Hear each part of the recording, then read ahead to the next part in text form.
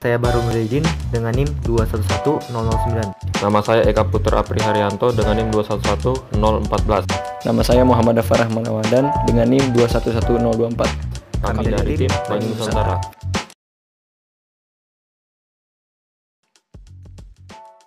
Siklus air atau siklus hidrologi adalah sirkulasi air yang tidak pernah berhenti, yang dipicu adanya paparan sinar matahari terhadap air di permukaan bumi, dan akan begitu seterusnya melalui proses evaporasi, kondensasi, presipitasi, infiltrasi, perkolasi, surface runoff, groundwater outflow, surface outflow.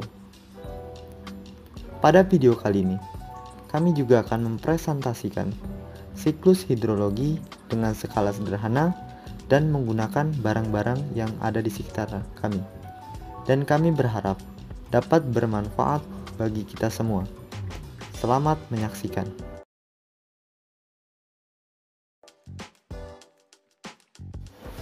Sebelum melakukan percobaan siklus hidrologi, kita perlu menyiapkan peralatan dan bahan yang diperlukan. Di antaranya, kita perlu menyiapkan 2 buah botol. Berikutnya, kita perlu menyiapkan kardus, lalu kapas, teko listrik, alat tulis, dan pewarna larutan. Dalam hal ini, kami menggunakan larutan yang berwarna biru. Proses evaporasi diawali terlebih dahulu dari paparan sinar matahari yang membuat air mengalami proses perubahan dari zat cair menjadi gas.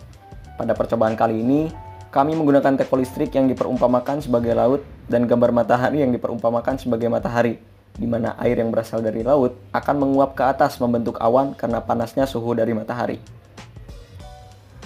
Kondensasi merupakan proses perubahan air menjadi bentuk padat, yakni awan, dipengaruhi oleh temperatur udara di sekitar awan. Presipitasi merupakan proses di mana titik-titik air hujan jatuh karena awan yang terlalu berat menanggung air dari proses evaporasi. Pada percobaan kali ini, kami menganalogikan air yang keluar dari botol merupakan air hujan yang jatuh dari awan. Infiltrasi, proses peresapan air ke dalam tanah. Ketika air hujan menyentuh permukaan tanah, sebagian atau seluruh air hujan masuk ke dalam tanah melalui pori-pori permukaan tanah.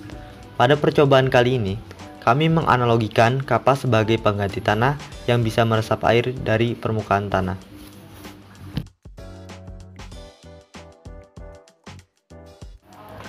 Perkolasi, air yang meresap ke dalam tanah pada lapisan dalam.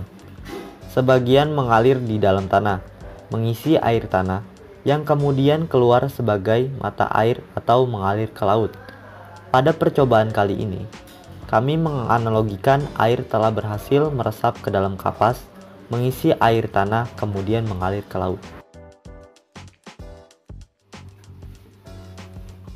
Surface runoff merupakan proses aliran permukaan yang terjadi akibat curah hujan lebih besar dari infiltrasi tanah dan kemiringan lereng.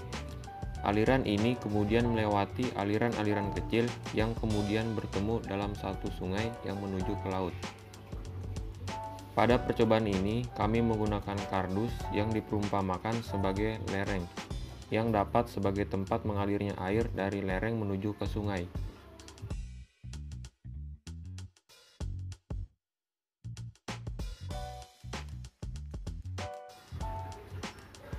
Surface outflow merupakan proses aliran air dari sungai menuju laut. Pada percobaan ini, kami menggunakan botol yang diperumpamakan sebagai sungai, yang dapat menampung air hujan dan kemudian kembali ke laut.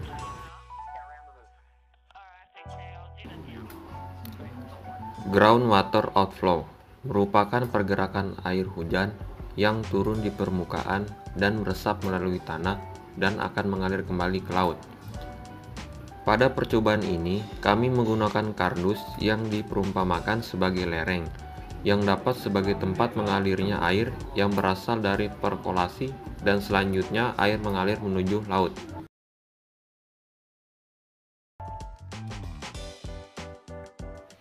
Kami sempat bertanya-tanya mengapa perlu mempelajari siklus hidrologi ini. Percobaan siklus ini menyisipkan pesan bahwa dengan kehendak Tuhan, secara alami air itu menyebar ke setiap penjuru bumi tanpa dibantu oleh manusia. Sebagai pembuktian saja, apakah kita dilibatkan untuk membantu Tuhan pada proses penguapan air? Lalu, apakah kita bisa memilih tempat turunnya hujan? Dan apakah kita juga membantu Tuhan untuk membentuk titik-titik air hujan yang akan menjadi awan? Tuhan tahu kita itu butuh air, sehingga Tuhan menciptakan teknologi canggih siklus hidrologi ini. Persebaran air begitu melimpah, ada di air tanah, di sungai, di laut, dan di tempat lainnya. Sehingga menjadi puncak kesombongan ketika kita tidak bisa memanfaatkan, menjaga, dan merawat dengan baik air tersebut. Sebagai engineer yang berintegritas, kami siap untuk membantu Indonesia untuk bisa menjaga ketahanan pangan dan kedaulatan pangan melalui pembangunan infrastruktur bangunan air. Doakan kami agar selalu berproses dalam penuh kesemangatan. Terima kasih.